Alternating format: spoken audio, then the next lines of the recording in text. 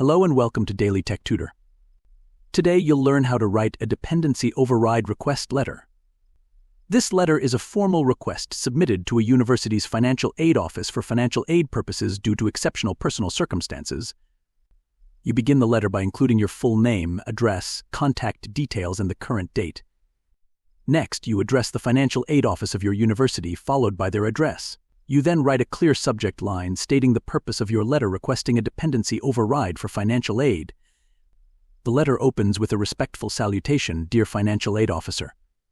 After that, write, "I am writing to formally request a dependency override for the upcoming academic year, insert year. Due to exceptional circumstances in my personal life, I am unable to provide parental information on the FAFSA. I have been financially independent for the past insert duration, and my situation involves briefly mention the reason, e.g. estrangement, abandonment, or unsafe family environment.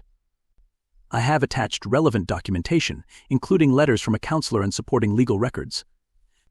I understand the seriousness of this request and am committed to providing any additional documents needed to support my case. My goal is to continue my education at university name without interruption, and I appreciate your time and consideration of my unique circumstances. Sincerely, your full name." Here's our sample dependency override request letter. You'll notice how it clearly explains the reason for the request and outlines the student's exceptional circumstances.